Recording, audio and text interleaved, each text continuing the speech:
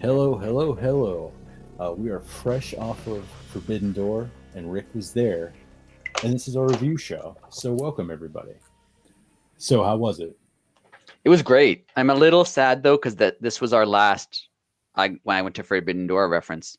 It's been a it's been a gimmick that we've been riding for a couple months now, and yeah, I'm a little sad that it's over. But well, now you have to tell everybody you were there. That's right. Now, like every time we reference something that happened at Forbidden Door, I can say, right. Hey, you know what? I was at Forbidden Door. All right, that works. I can go with that. Yeah, it was great. It was long, but it was great. It was long. It was fun though. Yeah, I had a great time. It was outstanding. The crowd, both shows, the crowd for the collision the day before and Forbidden Door. Did it come across loud on TV? Because it was loud in the building. Yes, it did. Oh yeah, it came across very loud. Nice. I haven't seen the actual pay-per-view show. I just saw what I was live, so I didn't see it on TV. It was really good. Just everything about it was fun. Yeah, you could tell everyone there was super hyped. Yes. Yeah, it had a vibe. It definitely had a vibe for sure. Nice. What was the merch like? No. Oh yeah, I have a whole rant on this. I've already told both of you guys, but I have to tell everybody else. So, first of all, Collision, the Saturday show, you would think. I mean, it wasn't sold out. There was 6,000 people, something like that there, right? Right. They had one merch stand open, which I thought also kind of small for 6,000 people, but whatever. Fine. They had one CM Punk shirt, one FTR shirt, and a bunch of Collision and AEW logo merchandise. The CM Punk shirt sold out before the show started. So before it was 7:00, it was gone. So basically they were down to one FTR shirt and some logo merchandise. That's it. And then I was thinking, okay, well it's Collision. It's a new show. Maybe they're trying to sell Collision merchandise, and it's a pay-per-view tomorrow. That has to be better. It was arguably worse. They had a truck outside, which I was excited to see when I got there. I'm like, oh, there's a merch truck. That's got to be nope.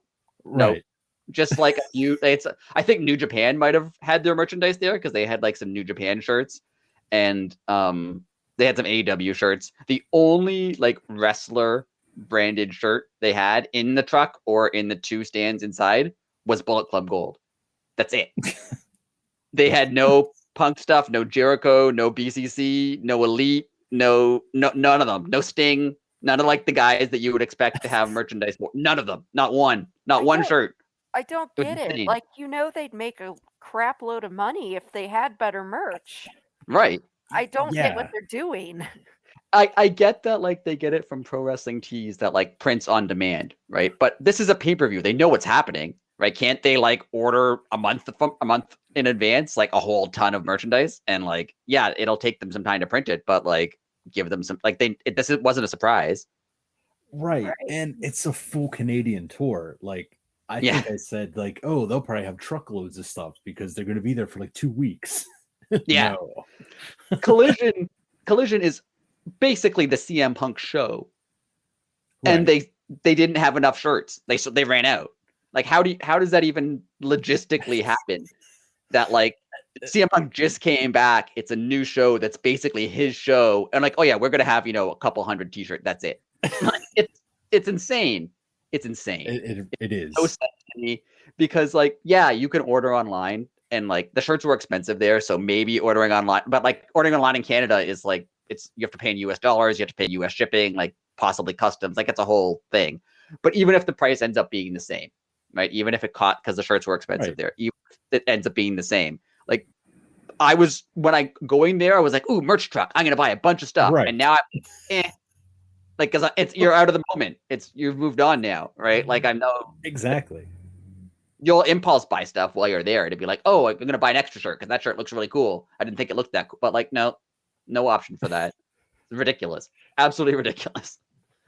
And when you sent me the picture, I laughed because they didn't have any shirts, but you could buy a $600 turnbuckle and a $700 replica TNT title. Yeah, they had that. Yeah, who's gonna buy that ever? that goes back to the Jericho quote of, we need to start acting like a professional company, that everybody needs to have their merch there. Literally. Yeah, of course. Like there's indie feds where you can go and like you can get all the t-shirts from like the wrestlers there. Right.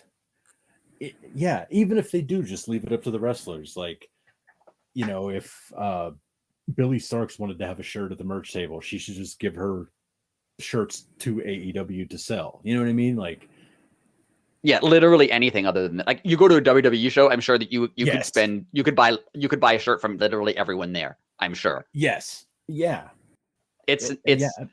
It has to be costing them money because like, yes, you can buy online, but like people will buy it while they're there because they're having a good time. They just saw great, like if they had Kenny Omega shirts after this event, they would have sold out of Kenny Omega shirts because like people were pumped after the show, right? They would have out before the show. Everyone loves them. Yeah, it's like I wonder what the reasoning for this is, because I mean, we told you when we went to the Pittsburgh show, there was like nothing there. Right. Yeah. And I can even kind of understand like a Dynamite or a Collision or whatever, because like they're only in that town for a day. They don't want to bring a whole truckload of stuff because like if they don't sell it, then they have to drive it to the next town. Right. But you're right. Like they're in Canada for a month and this is a pay-per-view. Like, right. With that sold like 15,000 tickets or whatever, like they could have just had them there. And then if they didn't sell them, Hamilton is an hour and a half away. Just drive them to Hamilton and try to sell them there. Right. Like it's, exactly. I don't get it. Yeah, the merch at AEW is pathetic. Like, I mean, it's say what it is, it's bad. But like everyone else does it. Like you go to a concert, they have shirts. You go to anything else, you can buy merch. How come they can't do it? It's like they're a 4-year-old company. If they were a brand new company, maybe, but like every band has t-shirts when you go to see a show. So how do they not do it? I don't understand. Like there has to be they're making a decision not to do it. Right. Yeah, it has to be like some odd like tax loop or something, like something that I don't understand. But it has to be. It can't just be that we didn't realize people want to buy merchandise. Like I can understand if it was the first year of the company and you're like, oh, I don't know how many t-shirts to bring because I don't know how many shirts people are going to buy. Right. But like, it's been a long time now. And and if Pro Wrestling Tees can't print stuff, like give them time, like they know this pay-per-view was happening. You know who people want to buy. Bring some stuff for like the top. Even if it's like the top 10 wrestlers, like people are going to buy CM Punk and Danhausen and absolutely the Acclaimed and the Elite. Like, did they not think that maybe someone in Canada would want a Kenny Omega shirt? Right. I mean, it's ridiculous. It really was. Yeah, and I just wonder how much money they've lost out on not doing that. I'm assuming a lot because like not everybody who would have bought something there then goes online after and orders the same thing they would have bought at the show. No, I feel like there's no way to do that. That's impulse buying. Once you get home and you're like, oh, I don't really need that. Right. Yeah, you're in the moment. You had a couple drinks. Seriously, you're just having a good time. You're like, oh, yeah. Like if I bought I wanted to buy a CM Punk shirt, which they sold out of. If I had bought that, I'm probably not wearing that regularly, right? Like I'll wear it to like wrestling stuff. Right. So, but in the moment, I'm like, I want that shirt. I'm going to buy it. Now I sit and think, I'm probably never going to wear that shirt. Why should I buy it? You know what I mean? Like you think you're purchasing it. Yeah, it's insane. It was the one really negative thing of the weekend, just because you would think at least at a pay-per-view they would have merchandise. Like, are they going to go to Wembley Stadium in front of 70,000 people? Like, is this actually what they're going to do? Like, and I mean, you brought up a good point. Like, we usually trash WWE on here, but WWE is going to England. They actually set up a whole store that's there now, correct? Right, like in advance. Like they set it up like a week before the show. Yeah. Go buy stuff. Like when they were here for, I don't know what pay-per-view, like a few years ago, they were here for like SummerSlam or something. Yeah, they had an entire store like for a week before that you could just go and buy anything. Like they have all their merchandise was there. It's insane. Like that's such a great idea because like if a kid's not going to the show, you could still get a shirt. You know what I mean? Like that's just such a great idea. Yeah, AEW needs to do that like now. with all the people they've hired to do like production and like Jeff Jarrett for booking, it's like, haven't they hired a single person who knows anything about merchandise? Like, yeah, it's, I don't know. this isn't like ECW where like, you know, Taz was designing the shirts himself and selling them out of his trunk, right? Like this is you're right, they're like a real company, right? Like, yeah, like you said, it's an honest decision being made. So it's got to be someone decided not to do this. Yeah, because and I'm surprised more people don't complain about it, honestly. Like I'm thinking maybe they have a deal with Pro Wrestling Tees that everything sold has to go through them. Maybe they can't sell it themselves. They have to sell it through their. I don't understand. I don't know. I don't know, but they need to figure it out because that's horse shit. Yeah, it's ridiculous. It doesn't make any sense, none whatsoever. But the show was good regardless, even without even the fact that I didn't get any merchandise. The show was great. It's but like I would have spent like money. Like, and I'm sure everyone there, if the shirts were $50, if everyone there, half the people there had bought a $50 shirt, there was 14,000 people there. Oh yeah, there you go. Like, come on. Like, yeah. Wow. Anyway, I felt that it was appropriate that Renee and RJ City hosted 0 Hour for television. Were they there like even before they went on air? Like, were they just they were there like talking. They were talking, but like the mics that they use for the TV must be different mics than they use for the inside the arena. Because we could hear them at the beginning when they came out, and they're like 0 Hour is going to start, and they did that. But then like when they were talking to the TV audience, we couldn't really hear them. Well, that was which is another AEW has another problem with audio. Like the show, I thought it was fine, but I saw people complaining about the audio like in the arena, and once in a while you'll see people like I think you guys mentioned you couldn't hear the promos on the screen, right? Yes, but yeah, when we were there live, it was the music was good, but it would be when they would do like a backstage segment, it was just awful. Yeah, well, this didn't have very many backstage segments, so that wasn't right. But like, I've heard that problem. I know we just sound like we're like bashing. The show was great. I had a great time. I loved it. I'm not like bashing AEW, but like these are things where like you would think they would have solved these problems by now. Yeah, but hey. The crowd did break into an RJ City chant, which I felt like if you edit it properly, it could sound like they're saying Rick City. So I thought that would work out well for me. That is pretty awesome. Yeah. And Renee called it Scotiabank Center, which is the thing that they've been all calling it since they announced the show. It's called Scotiabank Arena. Scotiabank Center is like in Halifax, different building. I'm blown away that only 2 companies own absolutely everything in Canada, and it's Rogers and they continuously try to like buy more just to like I don't understand how it's not a monopoly, but then it's okay. Anyway. Anyways, well, on 0 Hour we had 4 matches. Well, first off, let's congratulate Biddy. She's 2-0. Bullshit, but whatever. I know. I was like undefeated in these prediction contests, and then we brought Biddy on, and now she's like, "Oh, I know what I'm talking about," and just like decided to embarrass both of us. I also deserve an extra credit because I called Jungle Boy going heel. Thank you. Yes. You did. I still haven't won one of these damn things yet. I've done every one, but anyways. Every match I thought was fantastic. The only complaint that I would really have and it was the last match of the 0 Hour. I had no idea who LIJ was. I mean, easily could just look them up, which I did after the fact, realized it was a little faction. But I just thought that was weird that was the last match when like it was United Empire versus LIJ. And I don't think a lot of I shouldn't say casual because there's not casual AEW fans, but I think a lot of AEW fans wouldn't even realize maybe who both of those teams were. That was a Right. bad Yeah, selling point. I agree. Like the crowd at the show knew. Like the crowd was a very, very like Oh yeah. no New Japan crowd. Like they knew every single.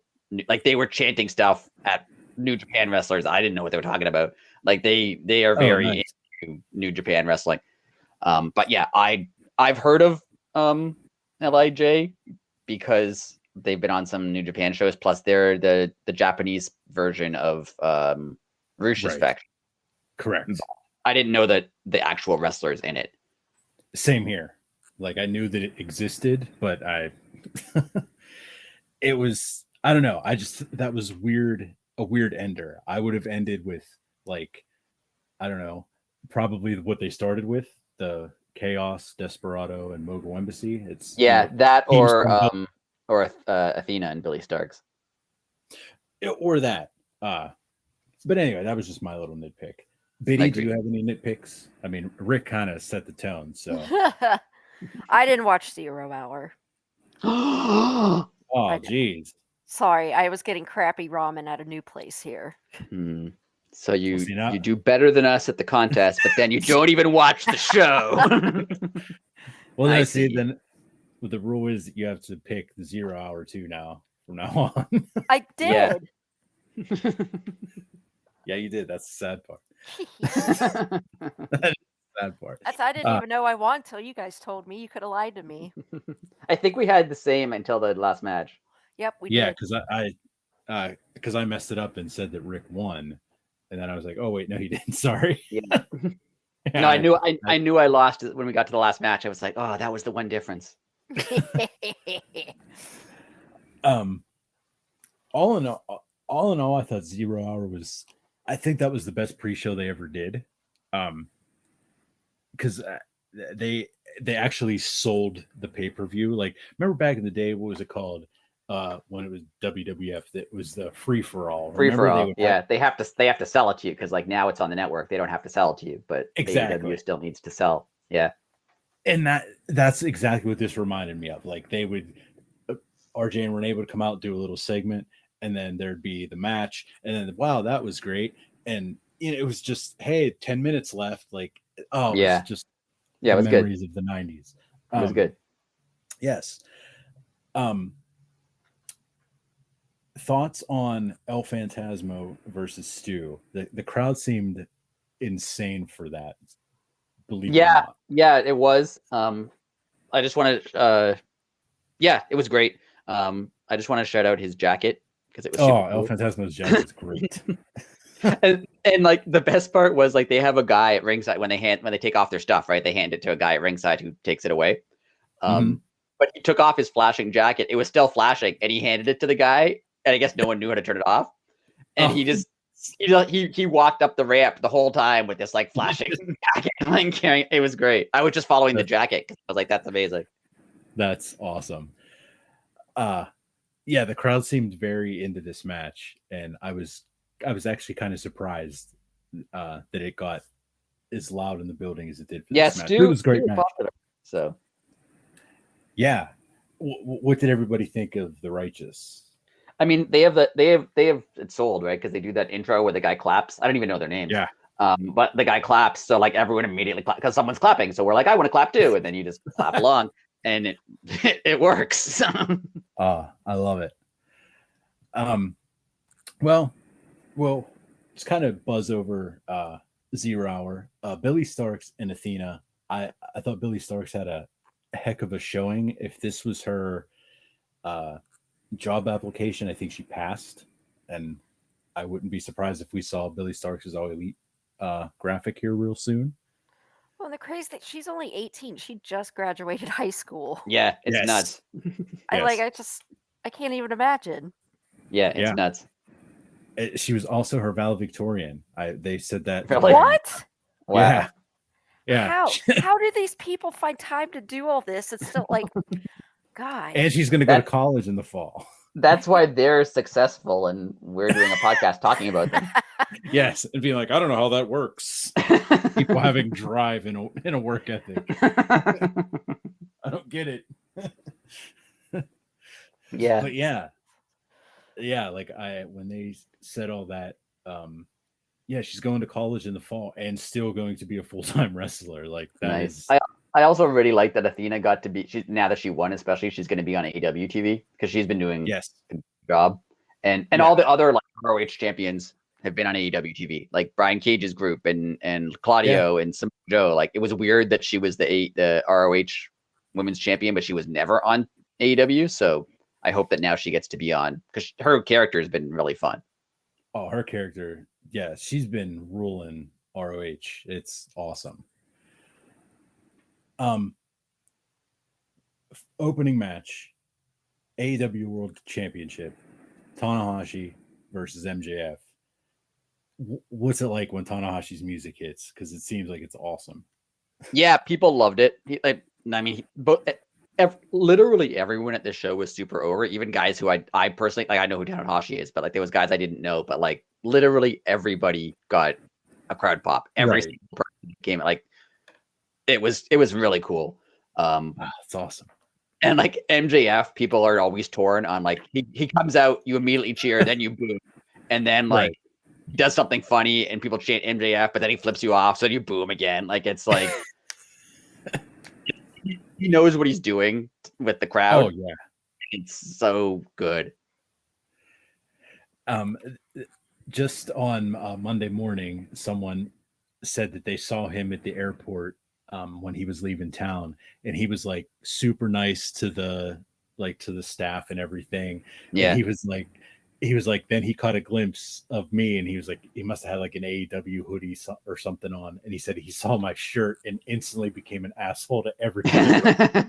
I was great. Like, that is true professional. And didn't you say he had a tweet go out midway through the match to be like, this match should be over by now? Yeah. Yes, it was incredible. That's great. Oh yeah.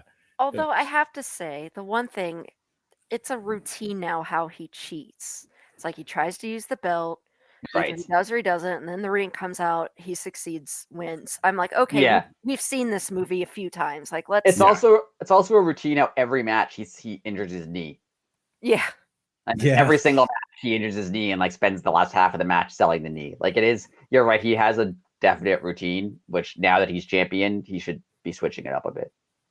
Yeah, that was my nitpicking about it, I suppose. I totally agree. The ring, having him win it 4 years in a row, I disagree with that from the beginning because people forget that it exists. I forget that it's a thing you can win. I just take it as like that's his ring. Like he just has a ring that he uses. Like William Regal used to use brass knuckles. I just figured like, oh yeah, that's MJF's thing. He has this big ring, and not that it's like a thing that you can wrestle for. Yeah, win it every year. Like it's, I don't know. On TV, the crowd came off is like pretty 50-50 until about halfway through the match, and then it went more towards Tanahashi. But was it like, did MJF have more at the beginning? MJF had like MJF chants just because I think people were excited to see MJF. But true. Anytime he did anything heelish, he got immediate huge boos. But it was just, I think people were just excited to see him, and it was the first like main card match, so people were just excited. But yeah, by the end of it, he was definitely getting jeered more than at the beginning. And I mean, obviously, he was going to win. I mean, everyone could see that coming. To both of you, I'm going to throw you a curveball. Do we live in a time that an AEW champion could be from another company? Let's say that. Will there ever be a time when they lose? I don't think so. I mean, why would you have your belt, your main belt especially, not even be on your TV shows and stuff because they're in a different promotion? Yeah, I agree. I would like to see it, but not like, the problem is the timing of Forbidden Door, because especially this year, because like All is on and then All Out is on. If Forbidden Door was at a time when the AEW didn't have any like a huge event coming up, I could see, and New Japan did, like say someone from New Japan won it right before Wrestle Kingdom, and then defended it at Wrestle Kingdom, and then came back to AEW and like lost it the next week or something. Yeah, right? that would make I can see sense. that. It's just people forget that, going back and forth to Japan, that's like a 16-hour flight and stuff. Yeah, It's not that will- easy. I don't know how these guys fly in, wrestle multiple times, and then fly right back. Like, Danielson and Mox are like, they'll do anything. I know. Just If go you into told- If you just told go- either of them you have to fly to Japan back and forth 5 times this week, they'd be like, okay, that's fine. Do I get to wrestle? Okay, I'll do it. just flying to the West Coast and back over 6 days about killed me. I'm still not back to normal. Yeah, I don't know how those people do that. Doesn't That's- Mox is there like pretty frequently? Isn't he? Where, Japan? Yeah. He was just, I know he was just there. Yeah. Yeah, he's there like relatively often for someone who doesn't live in Japan. Well, especially having to go from Cincinnati. I mean, that's at least like 3 or 4 connecting flights. Right. Yeah, there's not very many Oh. direct, Cincinnati Tokyo flights. There's 0. 0. Oh, that just sounds awful. Yeah. I hate the fly. I don't want to talk about bad flights. We started the Owen Hart Memorial Tournament. Yes. And I mean, obviously this was going to go over very well in Canada, but it was just so good to see when, Justin Roberts announced that it was the opening match and they just said Owen Hart and the crowd went nuts. It was so cool to see. Yeah, it was great. And we had Satoshi Kojima versus CM Punk and unbelievable television. The reaction to CM Punk was insane. Yes, it was. I hope it came across as insane because it was insane. Oh, it totally did. It was as mixed could be. Yeah, but Yeah. loud, loud, because people would start CM Punk chants and then he'd food, and it would just make the CM Punk chants louder, and that would just make the boos loud. Like it was just like people like trying to cheer over each other. It was incredible. It was amazing. I was so tired just after this match. It was the second match of the show. If it ended there, I'd be like, worth my money. It was fine. It was great. And it was so good. He, like you said, like literally he was controlling everybody and they didn't even know it.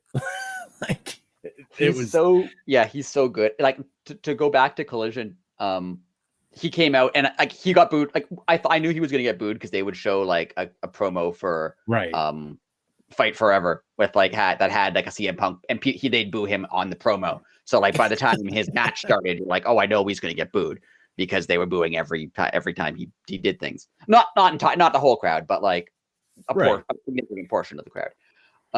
But then Collision, he was probably 50-50, maybe 60-40 boos. But by the end, he was leaving, and the crowd was like singing along to Cult of Personality, and he stopped, and you could see him like, kind of laughing with Dax and Cash, being like, they still want to sing my song. Like he thought that was funny, and then kind of like great. Did like the conductor thing to get the crowd to, and then he got booed. Right, like it was great. At Forbidden Door, I'd say it was more like 70-30 boos. He was less popular at Forbidden Door than he was at Collision, and he wasn't super popular at Collision. But like people care, so that's good. Well, like you said, like the whole building hated him, but his T-shirt sold out. Right, and everybody had one on. Yeah. So, he's laughing all the way to the bank. So he's and like the fact that I obviously knew, like I knew he was going to get booed, so he recognized it too. He wasn't quite a heel. He was kind of mocking the crowd. Like he would do something and then give like a little smile to the crowd, and like the Hogan thing with the leg drop, which I thought was outstanding. It was wonderful. He wasn't a heel. Like at the end of the match, he shook his opponent's hand and helped him up and like bowed to him. Like he was still acting like a face, just like kind of a smarmy face. It was great. He looks like he's having a blast. Yeah, he looks like he's having fun for like the first time. Yeah. Yes. In a very long time. He even looks like he's having more fun than the original Return. I agree. Like, he just literally looks like, okay, all that other stuff is blah. Like, I'm just going to go out there and do my dream job. And that's what he's doing. Yeah, Or like so it he seems like he was he's like laughing along with like Dax and Cash like at the show. Like he was having fun with it. Like he was happy. Like what he wasn't like. I know before the show there was a lot of people online being like, oh, he's gonna get booed and he's gonna hate it and he's gonna complain. Right, but no, he thought it was great. Like you could Right. tell he thought it was great. Like he loved it. He's having a great time. It's good to see. I'm happy. And out of this whole weekend, I've loved now that fake tweets that people make and put the Wrestling Observer online tag at the bottom, and it'll be like CM Punk went through the express line at the grocery store and had 13 items instead of 12. The locker room's mad. It's so good. Not to make this a whole CM Punk conspiracy thing again, but like the Observer's either being like they're in on something or they're listening to like the completely wrong people, because like Sean Ross Sapp will say like, oh, everyone was happy that he was back, and they'll immediately have a report that no, everyone was actually mad. Like it's weird that they're so opposite from what everybody else says. It's strange. Hey, you need an inside guy. That's how they get the clicks. Yeah, it's true. It's true. And I'm not saying that like now that Punk and the Bucks are best friends or anything. Like I don't think they are, but like they all seem like they're having a good time. So yeah, that's good. And they both realize, again, they're both going to laugh all the way to the bank. So, I mean, and I don't know how you couldn't hear the crowd at this show, like the pro Kenny Omega crowd and the reaction CM Punk got, and not go like, these guys have to be in a match together. Like they have to be. Oh, dude, my theory is Punk and Omega are going to be in the draft. Like they're going to be a tag team. That's okay. How it's all going to start. Yeah. Because like you can't hear that reaction as a professional wrestler whose whole job it is to get a reaction. Right. You can't hear that reaction and not go, ooh, we should lean into that, because that's going to be not even money wise, like not even if you're going to make more money, because maybe they all have guaranteed contracts and they don't make more money, right? Like, but just to have that reaction, I'm like they want that. Yeah, and just to have that much fun, like again, anyways, Punk won clean. Yes, it was. There it is. Punk won clean. Does he win the whole Owen tournament? The way it's lined up, I think he makes it. He's gonna possibly end up facing Samoa Joe next round, because Samoa Joe is facing Roderick Strong. Correct. And then Roderick Strong's never beaten. So I think they'll do Punk Joe, which would be amazing. I think out of the other side, I think Ricky Starks will come out, and I think we'll get Punk Starks, because it seems like Punk has his like guys that he wants to help get more over, and FTR or some of those guys, Bullet Club Gold or those guys, and it seems like Ricky Starks is one of those guys. I think Ricky Starks is going to win it. I think he's going to beat Punk. Oh, that'd be great. I'm down for that. Yep, I'm down for that. I mean, that could just be wishful thinking, but that's what I want to see happen. Hey, that's great. If the two main events weren't on this card, and I'm saying two main events because Danielson and Okada was main event, even though it wasn't. Right. The international championship was, it would have been a semi-main event, but it was the third match of the night. Yeah, it was really good. This Orange Cassidy reign is incredible. I 1000% was convinced he was not winning this match. Yeah. Like,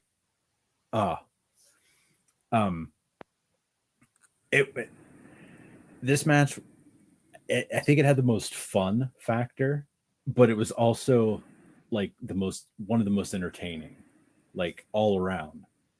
It was a good mix of like wrestling and then some fun. Like Orange Cassidy is obviously fun. Dan Garcia has his like little dance that he does that's fun. Like it was good to put it where it was too, because the crowd was really like either angry or happy for Punk, and then kind of not that this was a cool down match, but this was kind of like, oh, everyone will enjoy this. Like this will be fun for everyone. So it was a good spot to put it in. I feel like the pacing of the show was really good. Yeah, especially because it was so many matches. They managed to get them all in, and nothing felt rushed or crazy. Like it was good. in hindsight, even the Jericho match was placed perfectly. And when we get there, I'll explain why. All right. Yeah, this run that Orange Cassidy is on is, I mean, you could take what Jade did, and that's incredible. But this is, I mean, this is on a weekly basis. This dude is putting on banger after banger. Hasn't he? After Didn't banger. he say that? He's either tied or I think he's tied with number of defenses, or now he's ahead. I'm not sure. Oh wow. He's either tied or passed Jade by 1 for number of title defenses. Any AEW title. Well, I see that. I didn't even know that. That's awesome. So there you go. It's even more impressive now. You're right. It's been incredible matches every time. Yeah, because they're not squashes either. They're legit. Right. And they're telling stories like that. He's getting more tired, but also more like determined to win. At the beginning, he was just like, eh. And now now you could tell if he lost, he'd be crushed. Like he wants to keep doing this. Like it's great. Oh, well, who beats him first off? I don't know. He's beaten everybody who I thought could beat him. No. I really thought Swerve, but he beat Swerve. So now I don't know. Like, I was trying to think, like, I don't know, Takeshita makes sense. Yeah. But like, do you give it to someone, like, I guess it would make sense, like, to give it to someone who wouldn't, defend it as much. Right. Like kind of slow it down a little bit, but right. I don't know. Do you give it to someone like, I don't know. It's like, I don't know who could, you're taking, I don't want to say a legacy, but like you're taking something that's really hot and you're passing it off to someone else that might cool it off real fast. Yeah. Whoever you put it on has to be able to do a good job. Not the same job, but they have to do a good job. Like with, like you had to give it to someone like Chris Statlander, who was going to be able to do a good job with it. You can't give it to, you're right. I can't give it to someone who's like going to wrestle once every month because that's going to like, the title. I'm glad I don't have to make that decision, but yeah, I don't know. But anyways, it was a great match. Orange retains.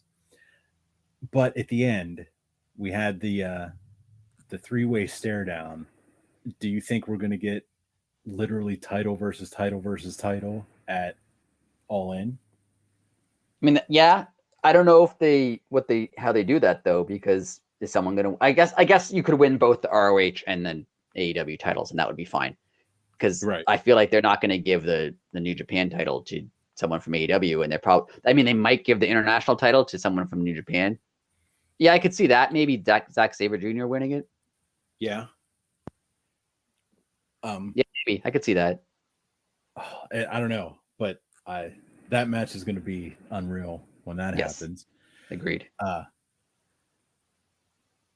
Now moving right along, this is the match that Biddy she got the bonus point for, even though she didn't need it. But the IWGP Heavyweight Championship, Sonata versus Jack Perry. I thought they did a heck of a job on TV.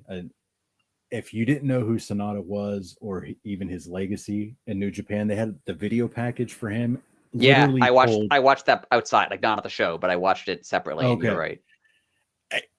Literally, however many years he's been there, they did it, and they gave you the 90-second version, and you were all caught up. It was very cool. Yeah. Did they play that there? That's my first question. Maybe I couldn't hear whenever they did videos, so awesome. I'm not sure. Yeah, I'm not sure if it was the same one or not. I don't know. I also went to get food, so they might have played it while I was in the hallway. Oh, geez, you just lost so many nerd points. I know. I left at some point. Now we have Biddy not watching the pre-show. We have me leaving to go get food. How dare you eat? I know. Anyways, you said there that everybody from even the New Japan people knew who they were. Yeah. So people did get the weight of this match in person. That was my final question. And they were pretty far behind Sonata. Like Jungle Boy gets a pop because people like his theme song, which I think probably I'm assuming he'll have to get rid of now. Oh, I never thought of that. But yeah, the crowd was pretty, like, it was a good match. They were into the whole match, but I think they were pretty, it was very pro Sonata. And it felt that way. I thought the match was good. I thought it could have been better knowing how it ended. Like, I wish they would have put Jack in positions in the match where, like, he could have cheated and he would choose not to. And then, you know what I mean? Then at the end, when he finally just gave in, it's but like, no, he was Jack Perry the whole match. And then all of a sudden he punched. Yeah, because it's not like he was like getting, more and more frustrated throughout the match or anything. Like, yeah, I mean, it was fine. Like, I have no complaints. Yeah, I don't hate it. It's awesome. Yeah. It ended kind of abruptly too, I thought. Like, I don't know. It did have a weird ending. I did make a note for it. It did have it seemed, I don't know if it was like a time thing, but it seemed rushed. The end. I don't know. Okay, so after the match, Jack Perry turns on Hook on the ramp. What are your thoughts? I thought it was awesome. I liked it. You could kind of tell it was going to happen. I didn't think he was going to turn on him at this show. I thought he was going to like be mad at him for not having his back enough or something, and then like slowly they'd break up and split. I didn't think he'd turn on him this abruptly. My only problem with it was he should have beat him up more. Yeah. He clotheslined him, and then like that was bad, but like I thought it would have been worse if like he would have like, really beat him down, like obviously like gone out of his way to hurt him. Then he'd like, oh yeah, that guy's just a jerk. Like it could have been more mean, but I liked it. I thought it was great. Now the next question is Christian behind it. I don't know. I kind of want him to go back to Christian because that would be cool, but I kind of want to see what he does without Christian. But like, I don't know. I think he does need to be with someone because he's like, heels have to like cut promos where they explain themselves, and not that he can't cut a promo, but like he can't put a promo like, someone like Christian can. Right. So it changed the landscape a little bit, and I dig it. So it was the right time to do it because he was kind of flailing, not doing terribly. But like compared to like the other, pillars in the pillars match, like he's not doing as well as any of them are. And I think kind of that was by design, like to make that the story. But it was the right time to do it. And I want to see what he's going to do next, which is good because you want to see what something like that's that goal.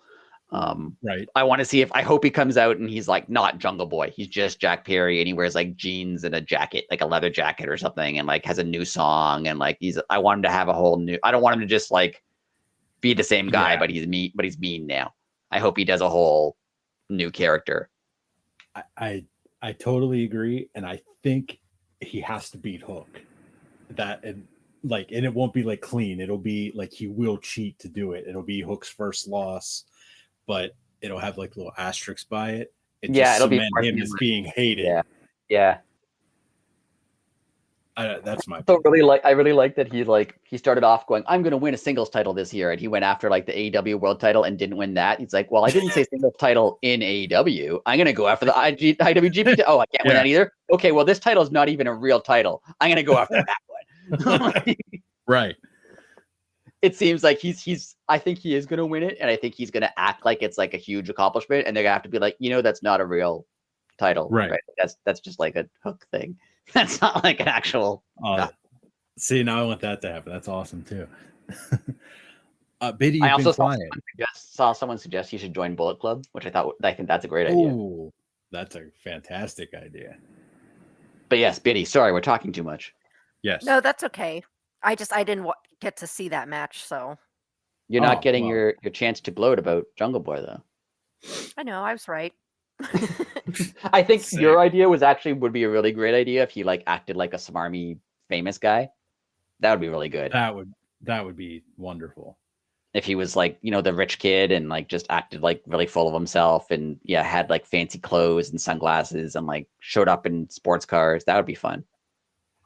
Yeah. Then you'd have then what would MJF be though? Yeah. He could be, yeah. I mean, that could eventually be a feud of like, you're not actually as rich as I am. I'm even richer than you.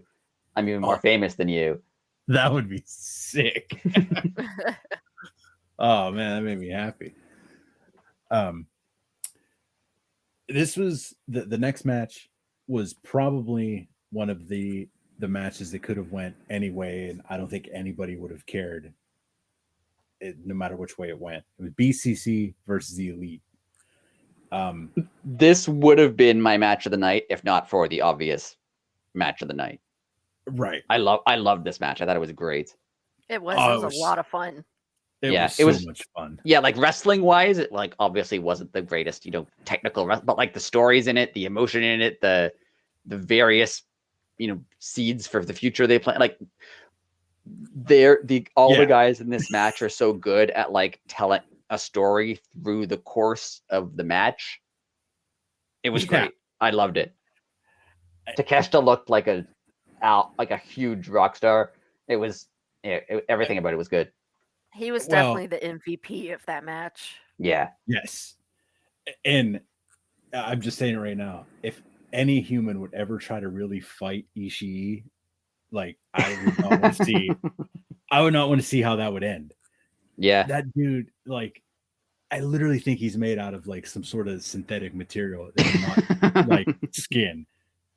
Yeah. He's just like, dude's the beast. And Mox and Eddie, when they were beating the hell out of each other, I just kept thinking like poor Renee's backstage and like her husband and like one of her good friends are just beating the hell out of each other. Yeah. Again, though, she's like used to it by now. Oh, she's seen worse. Yeah. Again, though, if it wasn't for obviously the Kenny Ospreay match, like even like the emotional aspects of this match were incredible. Like this was a very like storyline match. Emotion, like the stuff with Eddie he's so good at like making you care and making you care about his character and like it was great. It was great. It was just so much fun. What do you think's next for Eddie? Because he kind of upset the Bucks when he like pushed Mox out of the way. I don't know. I thought he was gonna beat Claudio and become the Ring of Honor champion, but I mean, I guess that could still happen. But it definitely seems like they're not going to take Eddie off of AEW TV anytime soon. So no, because now he's in a storyline with like Mox and the Bucks, and like he's in like the center of this now. So yeah, that's true. So I guess they're just gonna ride that. I mean, I'm okay with that. But do you think is he gonna be like torn between the two sides? Is he gonna go out on his own? Is he gonna pick? I mean, he picked a side in this match, but you could tell he wasn't really happy about it. He still doesn't really, like any of these guys. Where do you think he goes? I think he's going to end up with Mox, but something's got to happen with Claudio. I mean, that's been a wrestling storyline for 17 years. They're not just going to throw that away. Right. So, yeah. He's not just going to be friends with them out of nowhere. Right. Yeah. So I don't know how they're going to do that. I was thinking like what they could do is like Eddie's in the G1, right? Yeah. Yeah. I was thinking maybe Claudio could like interfere in his match over there and like make him lose his match, and then Mox would be like, come on, that's too much. Like, you don't interfere with a man's work. You know what I mean? Yeah, okay. I could see that. And then like throw him out of the BCC or something. I don't know. Just like have him do something that would be like even too much. Right. That's just my opinion. Yeah, I could see that though. Mox being like, yeah, we fight in the ring. We don't like. Yeah. Okay. Yeah. I could see that. So I don't know.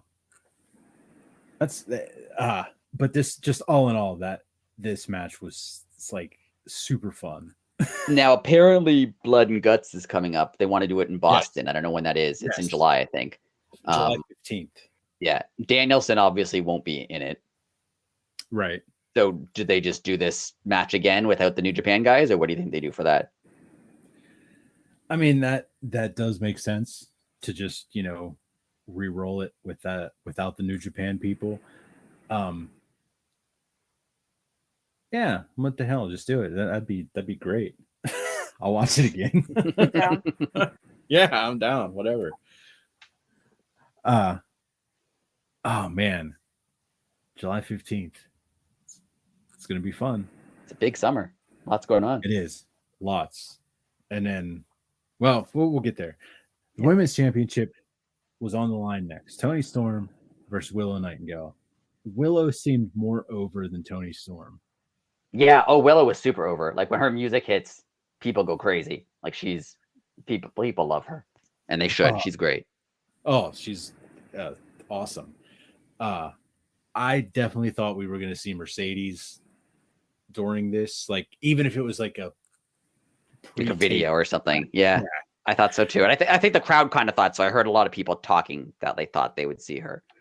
And I felt bad that this match was where it was because it was a good match and I wanted to see it, but everyone knew it was coming before the two main events. Yeah. So you could see how like a significant portion of the crowd like left to go, washrooms or food or whatever. And I don't blame anyone because you weren't going to leave during the two big matches, but like it was too bad that this match ended up in that spot because it was a good match and people like all these wrestlers. So. Yeah. And it was a good match. I hated the end. I didn't hate that it was a heel win. I just thought it was too predictable. Like everybody knew that Toni Storm was going to win that match. Right. It shouldn't have been a heel win. It should have just been a clean win. Right. I mean, I don't know. I do think maybe they were kind of protecting Willow, but yeah, I agree. That's what I was just going to say. Like Willow doesn't really need protected because she's the New Japan Strong Champion. Like she has that to fall back on. I don't know. What did you think of Sky Blue and Britt Baker watching backstage? I thought it was, I don't know. I have mixed feelings because all of a sudden Sky Blue is like I don't want there to put her in a situation that's too far above her head yet. Not anything against her, but I don't know. Yeah, I mean, if it's her and Toni Storm and Britt Baker, like obviously she's significantly less experienced than either of them. Right. That's just me, but Biddy. And it was I just thought it was a little odd. Yeah, it didn't make any sense. Like I don't know. I feel the same way that I was just kind of like, okay, that's kind of not needed. I mean, I guess they're trying to advance a storyline, but I don't know. It just felt weird. Yeah, for sure. It did feel weird. But I don't know. It is what it is. Do you like?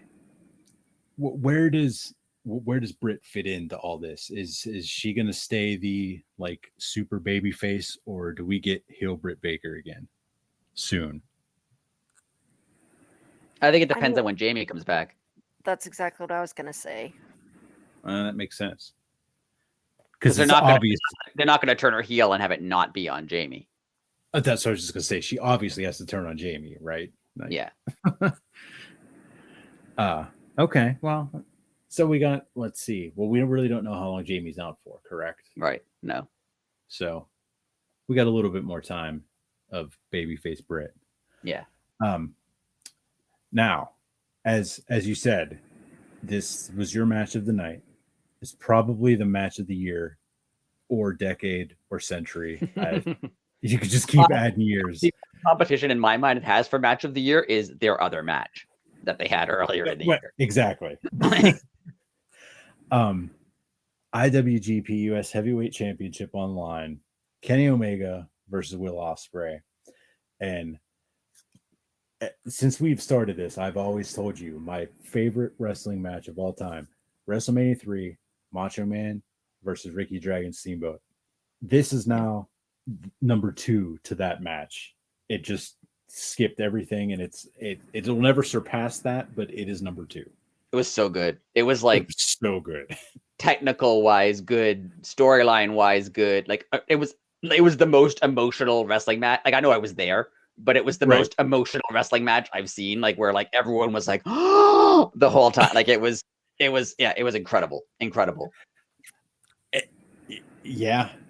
I haven't watched the TV version yet. I don't usually watch wrestling matches twice because like for me, part of the thing is like not knowing what's going to happen. That's the exciting part. Right. But I have to watch the actual TV version of it because it was great. Yeah, you do. And Yeah, like I'm not grossed out by gore very easily, but like when Will Ospreay like took the bump off the stairs and his head just was pouring blood, I was like, Jesus Christ! I was like, that's pretty brutal. That and slamming Kenny's head off the table, the announcer table. Like, I mean, when he licked the blood off of his arm, I was like, oh, okay. That was when he did the flag thing. Yeah. I how somebody didn't kill him. I was very surprised. I loved it because it was so Shawn Michaels. Like Shawn Michaels did the exact stuff with the flag. Also, the part I really, really liked was he knocked the flag out of those kids' hands, right, and took it. And then later, Kenny took someone else's flag and gave it to the. And I remember thinking, like, what about that first guy? Like, now that guy lost his flag. Like, yeah,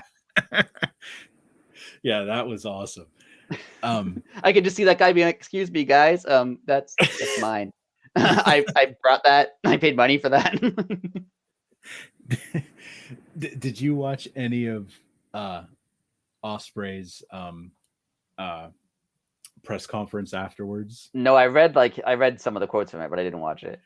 Well, he talks about that moment, and he said something to the media. He's like, "Oh, am I in trouble for what I did with the flag?" And he looks over at Tony Khan, and Tony's like, "Hey, you don't work for me, man." And so that was funny.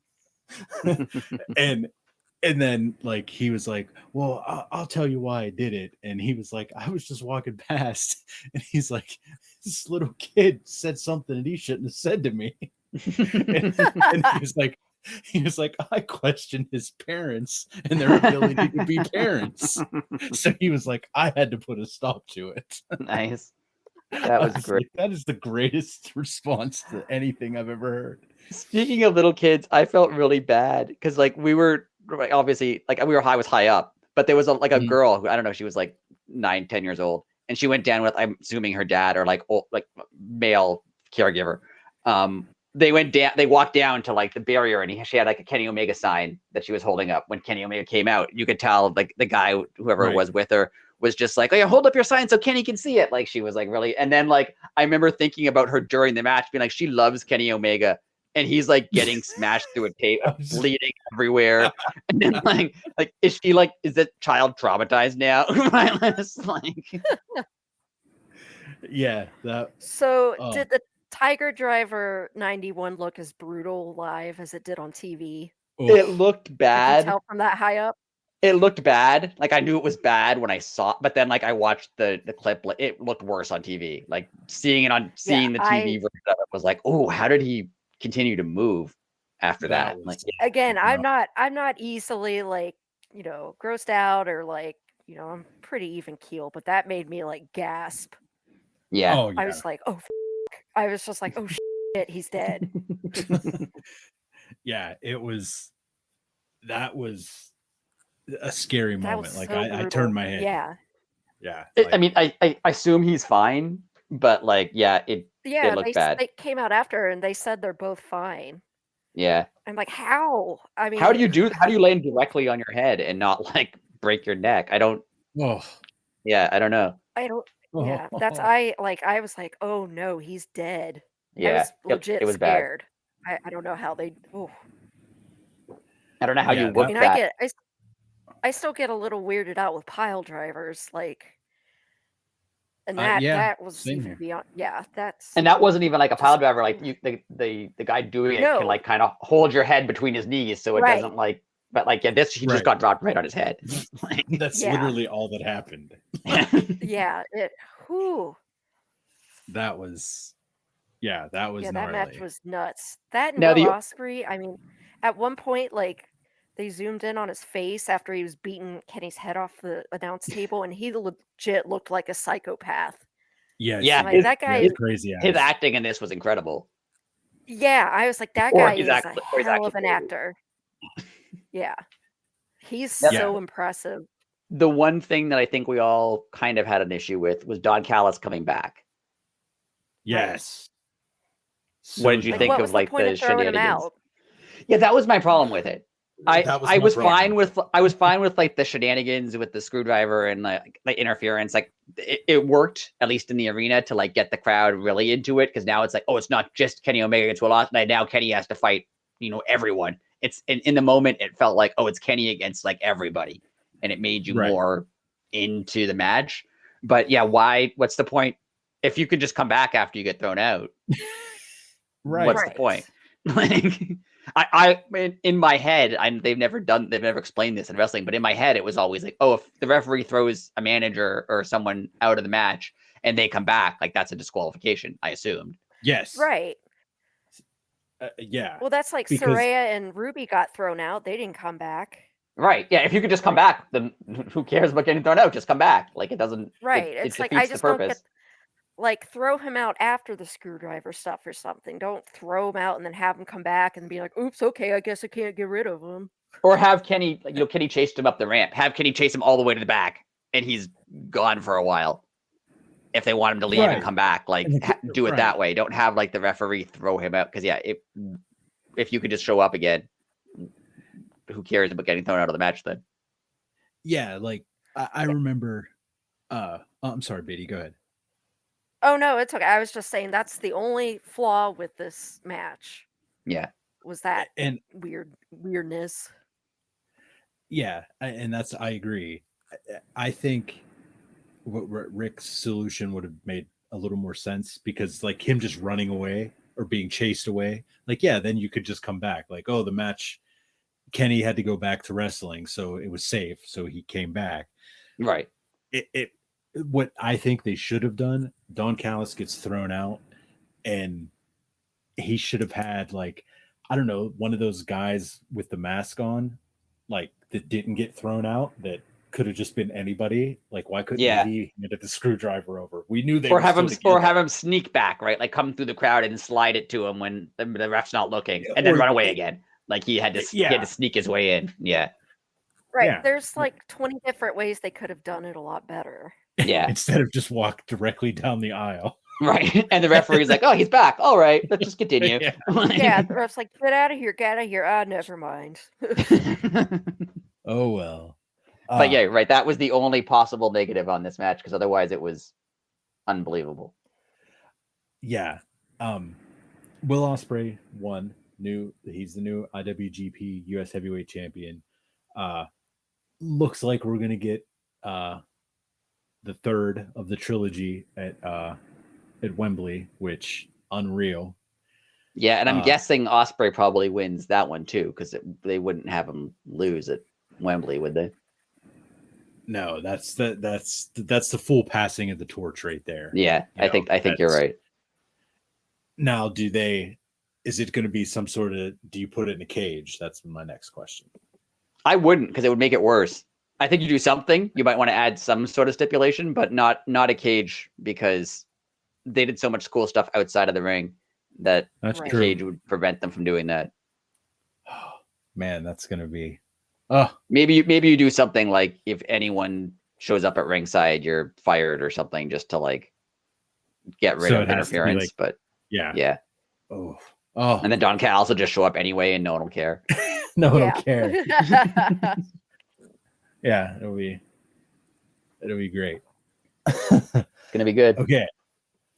Now, the match that pretty much a lot of people had a problem with: Sting, Darby, and I'm just going to say Naito because I don't pronounce his first name, versus Jericho, Sammy, and Suzuki. The match itself was it was fine. Like it's what what I expected from it. I mean, what do you expect when a 63 and a 50-year-old man go at it? Right. Like, it was it was just for the moment of like Sting and Jericho being together. Like it was cool, but I didn't expect much from the match. Now, the reason this match was put there on purpose, because this was the only match of the night that if they were running out of time, it could have been cut and nobody would have cared. Remember, Right. like when I said earlier, that match was put there for a reason. That's why. And it was kind of like a cool down. Like you did need a bit of a cool down after that. Yeah. I just thought it was too long. Like I thought it was like 15. It was like 15 minutes, I think. Like I understand a cool down. People want to, go to the washroom, grab a drink or something before the final match. But it could have been half. It could have been 7 minutes long and still giving people that option of like being able to run out and grab it. Because by the time that match was, I was texting both of you being like, oh, I'm tired. I don't want to see this. Just get to the main event. Like, I don't want to see this anymore. Like, I wanted to see Sting and I saw Sting and that was cool. But like, I could have seen Sting for 5 minutes. I didn't need to see that whole thing. Right. It was, but I understand why it was there. But it is what it is. I honestly couldn't even tell you who won because I didn't even write it down. So, the Darby Sting NATO. Darby Sting NATO. Okay. Yeah, that's why Jericho was mad and demanded the rematch. The tag match. Which that's where Sammy turns on Jericho. I mean, I'm assuming. I thought he might have turned at this show, but he didn't. So. Well, so Sting was supposed to get off the table. Yeah, that was confirmed. He did not. Yeah, get off the table. Yeah, no. Yeah. I watched it as it happened. He tried to roll at the last second and just waited a second too long because he was in the process of rolling off, and then Sammy went through the table. Oh wow! See, I didn't know that. Yeah. Well, it's fine. Sting probably helped Sammy a little bit. I mean, he took a majority of that. Yeah, it's true. Wow. Main event. Bryan Danielson versus Kazuchika Okada. Yes. And my God, if Will Ospreay, Kenny Omega didn't exist, this would have been the match of the night or year or decade or millennium. It's still wonderful. I think it was shorter than it should have been. And now obviously we know why. Because Danielson broke his arm and then he continued to wrestle. But it seemed to me like it ended abruptly. I thought they were going to do another 10, 15 minutes because of how the match was unfolding. And obviously in retrospect, and now that we know, I understand. So I'm not going to, I wasn't let down by it, but I was expecting a more epic match. And it makes total sense that why we didn't get it. And that's fine. But it was good. I liked it. Okay. So how awesome was it when the final countdown hit? Oh, it was, that was incredible. Funny story. You know how it starts off with it's not the song. It does this kind of build up at the beginning. Yeah. My kid loves that song because he's heard it at hockey games before overtime. So when we're playing hockey games at home, if we end up in overtime, we'll play that song and he loves it. He awesome. Wants to hear it. So I've heard that song thousands and thousands of times. So when even the first little hint of, I knew that was the song and I screamed and everyone around me was just what's going on? And then 2 seconds later, they're oh my God. Oh, that's incredible. That is amazing. It was, that was outstanding. I was so happy. And Tony Khan paid for the use of that song for one night, the equivalent of a wrestler's contract. Yeah. So, you can tell that it was for one night because at the end of the show, Danielson, now we know, broke his arm. He was walking around not moving his arm, and I thought he was just selling. I didn't realize he was actually hurt. But he gave a speech to the crowd, and then he went around and high-fived people with his working arm, and did yes chants, and took photos with people. He went around and did selfies with everybody in the front row, and he was singing with them. It was incredible. But then he said on the mic, he's I haven't heard that song since 2009, and because we don't I want to hear it again. And now obviously if Tony only had it for one night, they played it 5 times because they're we bought the rights for one night, so here we go. Well, he also said he didn't know that was going to happen until he went on stage. Oh, that's awesome. That was awesome. Now, did the crowd's "You're gonna get your head kicked in" chant come across? I don't remember that. Because that was, his ROH, you're going to get your effing head kicked in. Yeah. He said when he first came to AEW, that's in his theme, his current theme. It's like a little clip of that. And he said, like, oh, I hope now that I don't do the yes chants, I hope that comes back because that would be really, and it hadn't, like, no one had done it. And we did it. And I was so happy. And he was so happy. Awesome. Like, as they chanted it, he just started smiling. Like, he was so happy. He was like, really, he was the happiest. Like, other than like Punk also being happy, like Danielson was the happiest person at the show. He was just so happy. Like, it was great. And even with a broken arm. Even with a broken arm, the show, he was so happy. Like, he was like, yeah, it was great. He was happy in the media scrum. I mean, he talked for like 30 minutes. It was unreal. Yeah. Were you surprised Okada tapped? Yes. I mean, the move that he had him in was unreal, but like I did not expect the submission finish. No, not at all. I think I read he's only tapped like once in New Japan. I think I read the same thing. Excalibur, and it hasn't been it. Since like it hasn't been like since 09 like or something. 2013 or it's been a while. Yeah.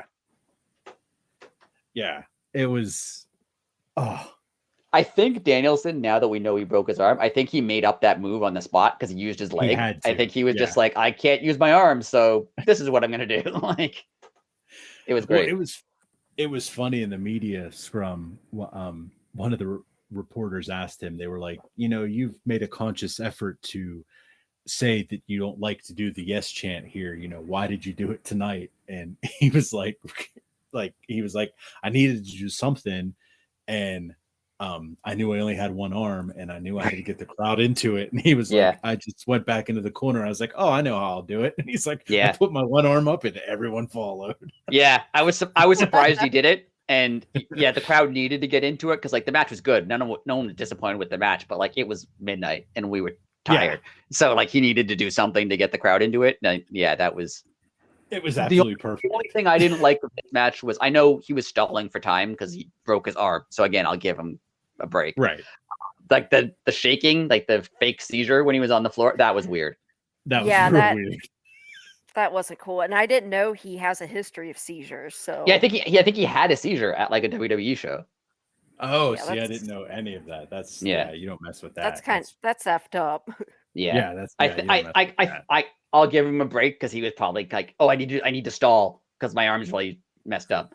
So he just thought of something like, but yeah, it was not the right thing to do, I don't think. But unreal. Just an unreal show from Do you think they have a rematch when Danielson's back? Absolutely. Yeah, absolutely. I mean, you have to now. Yeah. I mean, you don't just give people that much, Right. I mean, you almost, seriously, like I was just going to say the next one almost has to be like an Iron Man match. It has to be. Oh, that'd be good. Yeah, that'd be it dope. almost has that'd to be really good. Yeah, that'd be really good. Oh, it was so good. So all in all, what would you rate your full experience? Did it meet expectations? We'll start there. Yeah, it was great. It was outstanding. I was so happy for the whole thing. Like it was fun. It was long, but like it's going to be long going into it, and they're really they possibly get through things a little too fast because I do wish that there was like not intermissions or like 10-minute video packages, but I kind of wish there was some time to like go out and grab a drink when he didn't have to miss anything. But I get it. You don't want it. You don't want it to be 10 hours long. So I understand. True. But yeah, I loved it. I had a great time. Highly recommend if anyone can go to an AEW thing, especially a pay-per-view, you should go. It's great. Yeah, that's the next Pittsburgh step. Pittsburgh, we need the pay-per-view. They need to get a better arena. They're not going to have it in that arena. No, they're definitely not. ROH maybe, but they wouldn't have AEW with only 9,000 seats. Nah. Yeah, you need to have the PPG. Yeah, I did watching during the Kenny and Ospreay match. I was like, damn, I could have went. Yeah, I know. The seat for me was on sale for a while. I sent it to both of you guys. I know. I was so tired. Like I said, I'm still not recovered from being 3 hours behind. Yeah. To turn around and drive 5 hours to Toronto, hours. I probably would have crashed my car. And then watch a 6-hour wrestling show. Yeah, I'd have been dead. I'd have died. Yeah, Danielson came out at the end and goes, "Thanks for all the cheers, and I know you've been here for like 5.5 hours, so that was great." So, well, go with that. Like, what did you see that we didn't get to see? Because, there was a dark match before, and now I don't remember who it was. It was Serpentico and Tommy Lawler. Yeah, they had that. Yeah, so I guess he got to be sort of on the show, even though Adam Cole wasn't there. If Adam Cole had been there and they did that match, I don't know where they would have fitted in, to be honest. Right. I was thinking the same thing. Like, the pacing seemed so great, but they axed a match. Where would that have gone? It's not like there was like a bunch of video packages they could have cut out. Yeah, and it went to 11:59, literally almost till midnight. Right.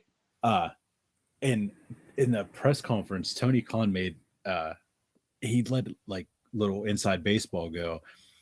If they would have went, you have like he said a few minute buffer to go over midnight, but if you go over like a certain amount of time, you have to pay like a bunch of money, because I guess it would be like running a pay-per-view for 2 different days. Right.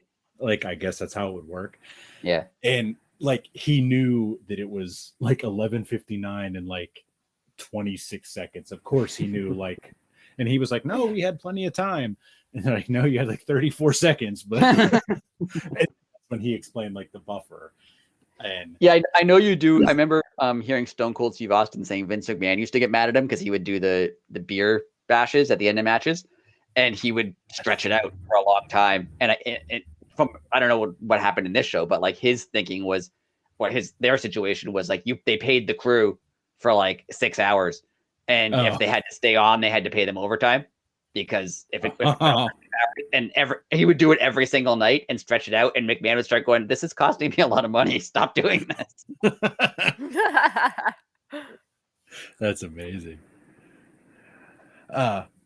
So okay, I'm back to what you saw that we didn't. So you saw Tommy Lawler and Serpentico, which obviously we know how that ended.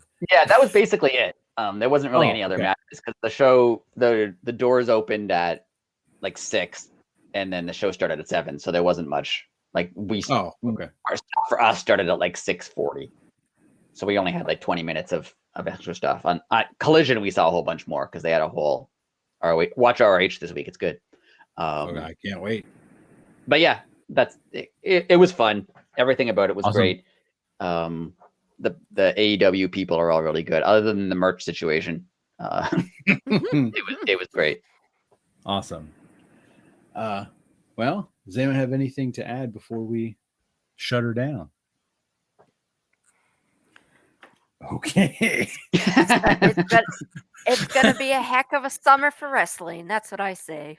Oh yeah. Yes, I mean, absolutely. Even like the video game comes out in a couple days. I know.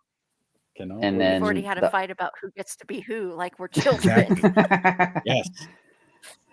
And then the ROH pay-per-view, and then All In, and then All Out, and All Out in Chicago. That's going to be a thing. That is going to be a thing. What? There's going to be, yeah. I wonder what they do for that. Do you think people in Chicago are going to get burned out on, like, how many AEW shows do they have in a year there? Like 5?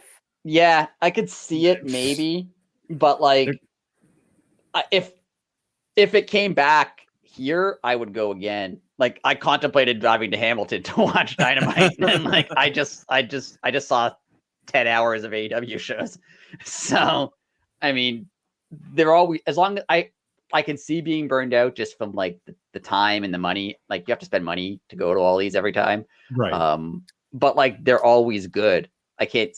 So if you have the time and the money, I can see you, because like, you're never let down. Like, they're always good. I mean, the nice thing, Chicago's really easy to get to, too. Unlike Pittsburgh to LA. Yes. Well, I mean, I've said it before. I think what's holding Pittsburgh back is them not being able to run PPG. They somehow have to get in that building. Yeah, until they can run that, like the Dynamite and the Rampage that were here last year were in the AHL arena, so it's a similar size arena to like where you guys had your shows. And world of difference having it in like an NHL size building. Yeah, like completely different experience. And your building's very nice, by the way. And it's from the pictures that you sent that we saw. Very nice building. I'm jealous that I never got to be there. Yeah, and I mean, I was not in good seats, like expensive cost wise. Like I was in the upper level, but like perfect sight lines. You could see everything. Like it was. It was great. There's in any of the new arenas, there's really not a bad seat. Right. Yeah. But anyways, well, if Rick we got to hear some inside information about that, and Forbidden Door was a hell of a show, and it just a hell of a summer. It's like can't even comprehend how much stuff is coming in the next 6 weeks. I mean, even that article that like I think it was Sports Illustrated that was just like, oh, this was the top grossing show in AEW history, but it will be overtaken in 2 months by the new top grossing show in AEW history. Like, yeah, that's crazy. Yeah. And excuse me. It's a really, I think I said it Sunday night. Like, what a time to be alive for wrestling. Yeah. Yeah. We're just so blessed and lucky. Yeah, for sure. I mean, because if AEW didn't exist right now, like I mean, I'd be watching like stuff on the internet, but I wouldn't be this invested. No, if it wasn't on like a weekly television show, like, I mean, I'd pay attention to like the indies to a point, but I wouldn't be going out of my way to find that to scratch that wrestling itch, Right. And I mean, like, I haven't watched it in a long time, but apparently WWE is pretty good now too. Like, obviously that's because they have a reason to be. Like, they have competition now. Yeah. 10 years ago when there was no, like, it was awful. So like it's obvious because they have to be. So it's helping out. I mean, if you wanted to, there's wrestling on every single day of the week. Yeah. So yeah, great time to be a wrestling fan. And I mean, it's just going to get better. So just enjoy the ride. Hit us up, social media. We are at Elite City Pod on everything. We have a website that is, I forget. EliteCityPod.com. I made it so easy for you. I know. I was on a roll and the pod slipped off. I couldn't remember if it was on there or not. Yes. Anyways, EliteCityPod.com. Retweet, like, subscribe. It helps us and it helps people find us better. So please keep that up. Fans, you've been good with doing that, and it has been helping. So thank you. Because Twitter is a hot mess. Anyways, on that note, we will be back to our regularly scheduled programming. We waited an extra day. In case you didn't, we all needed to recover. Yeah, we needed to recover. If you didn't see the pay-per-view, we gave you an extra day. Probably should have said this was a spoiler cast. We'll probably put that in the description. Yeah, I mean, obviously. I think it's kind of common sense. Absolutely. If you're listening to this and didn't expect spoilers, then you're stupid and you should feel bad. Absolutely. But I shouldn't have waited an hour and 28 minutes to announce that there were spoilers. I mean, I'm going to call it Forbidden Door Review. So if you haven't seen Forbidden Door, you're not going to listen to Forbidden Door Review unless you want to know what happened at Forbidden Door. Exactly. But anyways. There's one guy who's like seething with rage now, being like, no one told me. I did. It's just you had to wait an hour and 28 minutes. So that's all. Anyways, on that note, we will be back to our regularly scheduled Tuesday drops next week. So until then, have a good one and later.